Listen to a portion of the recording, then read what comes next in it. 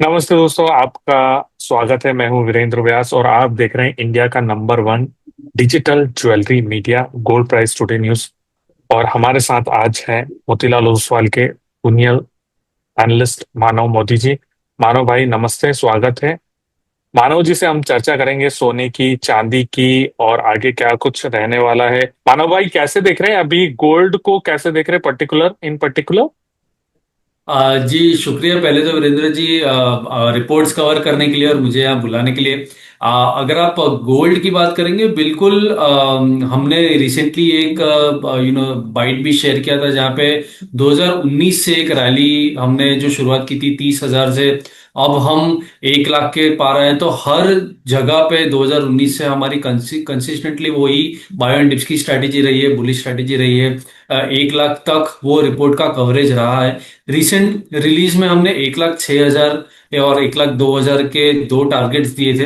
1,02,000 के काफी करीब आके हम अब थोड़ा बहुत उलझ रहे हैं प्राइसेस में कि ऊपर जाएगा नीचे जाएगा, बिल्कुल एक कंसोलिडेशन रेंज में है। मुझे ऐसा लग रहा है कि शायद गोल्ड में कोई फ्रेश ट्रिगर चाहिए, क्योंकि आप देखिए पहले ही 4-5 महीने में 30% से ज्यादा की रैली हम देख चुके हैं।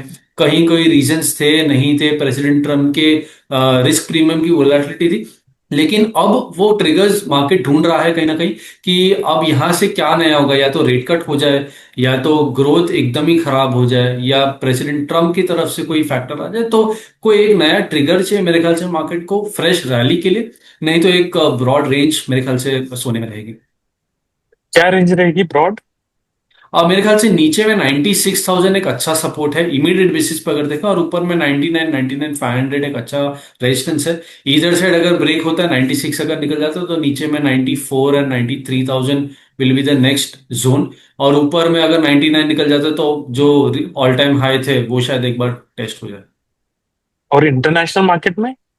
इंटरनेशनल मार्च में बिल्कुल रिसेंट जो 3280 3270 का लो है वही बेस होगा, वही सपोर्ट होगा। अज्यूमिंग 86 का यूएसडी एनआर है, और ऊपर में 3380 3390 का जो जोन है, अप्रोक्सीमेटली 3400 पकड़ लेते हैं। अगर वो निकल जाता है तो बिल्कुल वहां से एक और 70-80 डॉलर की रैली दिख सकती है। जो ऑल टाइम हाई था $3500 के आसपास, वो इतना आसानी से वापस ब्रेक होगा वो अभी नहीं लग रहा। मतलब अभी 3500 ऊपर में रेसिस्टेंस बन चुका है और 3280 नीचे में सपोर्ट बन चुका है। जी सो दोस्तों, आप में से बहुत सारे लोग मुझे कमेंट में वो 3280 3270 ये लोग कमेंट में पूछने लगते हैं, सर ये कब आएगा, ये तो बता दो। क्योंकि लंबे समय से उसकी बात हो रही है 3280, और अभी अगर हम देखें तो $100 उससे करीब करीब ऊपर है। जी तो आपको क्या लगता है नियर टर्म में अभी, जैसे इन्फ्लेशन के डेटा भी है, चाइना का जीडीपी तो चला अच्छा आया, यूएस का जीडीपी अगर सेकंड क्वार्टर में भी नेगेटिव आता है या कम आता है तो फिर कहीं रेसेशन के चांस बने और फिर एक ट्रिगर मिले? जी बिल्कुल वो एक शॉर्ट टर्म ट्रिगर बिल्कुल हो सकता है, क्योंकि आप देखिए पिछले 2 क्वार्टर के इंट्रीम और प्रीलिम्स दोनों ही नेगेटिव थे। ये अगर फाइनल नंबर्स भी नेगेटिव आते हैं तो एक बिल्कुल ट्रिगर मिल सकता है, $3400 के ऊपर का भाव हमें दिख सकता है। लेकिन इन्फ्लेशन नंबर जैसे आपने बात की वो भी इंपॉर्टेंट है एक फेड की जर्नी या रेट कट के पाथ को डिसाइड करने के लिए। और आज की तारीख में इंटरेस्ट रेट के ऊपर का डिसीजन बहुत इंपॉर्टेंट है rather देन अदर फैक्टर्स, क्योंकि प्रेसिडेंट ट्रम्प भी ये चाहते हैं कि रेट कट हो। गवर्नर पॉवेल और उनके ऑफिशियल्स चाह रहे हैं कि टैरिफ का वेट करें, इन्फ्लेशन पे कैसे प्रभाव हो वो वेट करें। तो इसी चक्कर में इंटरेस्ट रेट के ऊपर पूरा खेल है अब से। जब जब इंटरेस्ट रेट के ऊपर कमेंट्स आएंगी शायद सोने का उसमें ट्रिगर हमें मिल जाएगा। और मानो भाई, आधा परसेंट तो मार्केट ऑलरेडी डिस्काउंट करके चल रहा है, इस साल के आधा परसेंट होगा। उससे ऊपर हुआ तो फिर कुछ वहां पर वॉलेटिलिटी देखने को मिल सकती है, क्योंकि आधा परसेंट जैसे सितंबर में एक बोल रहे हैं शायद, और एक नवंबर या दिसंबर में क्रिसमस से पहले कि चलो उस समय कर देंगे। और तीसरा रेट कट भी आ जाए तो या ऐसा एक्सपेक्टेशन मिल जाए।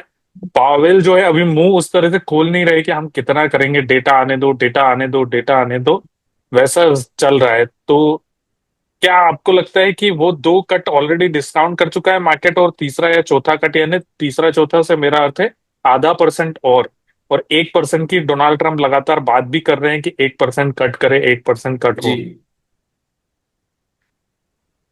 जी मेरे ख्याल से आप अगर देखिए पॉवेल की अगर बात करें, डिस्काउंट की अगर बात करें, तो बिल्कुल डिस्काउंट तो हो गया है, लेकिन पहला रेट कट काफी समय बाद आएगा। मतलब अगर आप देखें लास्ट रेट कट जो लास्ट ईयर रहा था, उसके बाद काफी लंबा पॉज हो गया है। तो अगर सितंबर में रेट कट होते हैं तो एक इनिशियल जर्क बिल्कुल दिखेगा, लेकिन अब पूरे 3 साल में अगर देखें 2025, 26 और 27 को मिला के केवल 4 रेट कट डॉट प्लॉट में सिद्ध है। तो अगर ये 4 रेट कट से कहीं और बढ़ता है, तब जाके शायद प्राइसेस में रिएक्शन दिखने मिलेगा। और ये जो अब में पहले रिपोर्ट्स में इतनी बात नहीं होती थी इस चीज की, यूएस का जो डेट है अब अधिकतर जो बड़े बड़े इन्वेस्टमेंट बैंक हैं, चाहे दूसरे बड़े ब्रोकरेज ग्लोबली भी हैं, वो भी अब डेट को उसमें पहले सेंट्रल बैंक की बाइंग को खरीद खरीद को रख रहे थे। शुरू में तो ऐसा कहा जा रहा था कि सेंट्रल बैंक से ज्यादा असर नहीं पड़ता, पर अब हर रिपोर्ट में सेंट्रल बैंक का नाम रहता है। फिर दूसरा, अब यूएस के डेट का भी उसमें उल्लेख रहता है कि चलो अभी 36 ट्रिलियन, फिर 2-3 ट्रिलियन बिग ब्यूटीफुल बिल का जुड़ गया, 38-39 ट्रिलियन हो रहा है डेट। तो आपको क्या लग रहा है, ये दोनों जो फैक्टर्स हैं, ये अभी भी इम्पैक्ट करते रहेंगे सोने को? जी बिल्कुल। पहले अगर सेंट्रल बैंक बैंक की बात करें, बिल्कुल वो हमेशा चर्चा का विषय रहा है कि जब जब चाइना ने बाई किया है, रशिया ने बाई किया है, वो एक सेंटिमेंट बूस्टर रहा है। लेकिन आप देखिए पिछले कुछ महीनों में उनकी क्वांटिटी भी बहुत कम हो गई है। अब चाइना की बात करें, 2-3 टन 6 टन से ज्यादा वो नहीं बाय कर पा रहे हैं। या तो प्राइसेस बहुत एलिवेटेड है, या फिर उनके रिजर्व मैनेजमेंट में वो कुछ देख रहे हैं। बट बिल्कुल क्वांटिटी बहुत कम हो गई है, तो एक सेंटिमेंट बूस्टर जरूर है। लेकिन और सेंट्रल बैंक्स को आना पड़ेगा और ज्यादा पुश देने के लिए, अगर लास्ट ईयर के नंबर्स के आसपास भी रहना है। डेट की बात करें, बिल्कुल हमने हर हमारे जो क्वार्टरली रिपोर्ट्स है उसमें डेट को एक मुद्दा बिल्कुल रखा है, क्योंकि हर बार डेट सीलिंग की जो रेट है वो बढ़ती रहती है।